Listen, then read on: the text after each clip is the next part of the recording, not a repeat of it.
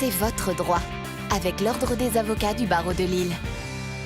C'est votre droit sur Grand Lille TV en partenariat avec l'Ordre des avocats du barreau de Lille. Aujourd'hui, nous allons évoquer l'indemnisation des victimes d'accidents de la circulation avec Maître Charles Merlen. Bonjour. Bonjour. Première question, d'abord, existe-t-il des règles spéciales applicables aux victimes d'accidents de la route? Il existe en effet une loi particulière, spécifique, pour indemniser les victimes d'accidents de la circulation. C'est la loi du 5 juillet 1985, la loi dite Badinter.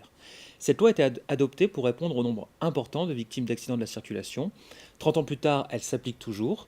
Et malheureusement, elle est encore d'actualité puisque l'année dernière, 3500 personnes sont mortes d'un accident de la circulation en France et 27 000 ont été hospitalisées suite à un accident de la circulation. Cette loi s'applique à tout type d'accident de la route? La loi s'applique dès lors qu'un véhicule terrestre à moteur est impliqué dans l'accident de la circulation. Ce nom un peu barbare de véhicule terrestre à moteur désigne en fait les motos, les scooters, les voitures, enfin tout ce qui circule avec un moteur. Par exemple également les tracteurs, les engins agricoles ou les engins de chantier. Si la victime a été percutée par un vélo ou par une personne qui roule avec des rollers ou une trottinette, la loi de 1985 ne s'applique pas. La victime sera indemnisée, mais elle ne bénéficie pas des mécanismes protecteurs de cette loi. En quoi consistent ces mécanismes à proprement dit? Ces mécanismes reposent en fait sur l'existence des assurances obligatoires en matière automobile. La victime et l'assurance du véhicule impliqué vont parcourir un chemin en quelque sorte ensemble qu'on appelle la procédure d'offre. Cette procédure se déroule en deux parties.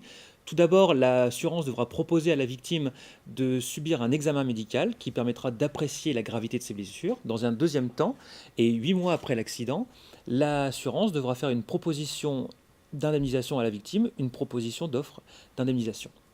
Si la victime n'a pas encore d'avocat à ce stade de la procédure, il peut être intéressant d'en consulter un. Et pourquoi à ce stade de la procédure, justement, est-il intéressant de consulter un avocat?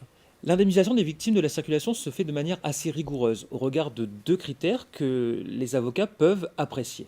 Ces deux critères sont un critère d'abord médical. En fait, le préjudice dépendra de la gravité des blessures subies par la victime. Le second critère est un critère plus juridique. Dans certaines circonstances, la faute de la victime peut lui être opposée et diminuer son droit à indemnisation. Si l'offre en question n'est pas satisfaisante, que peut-on faire?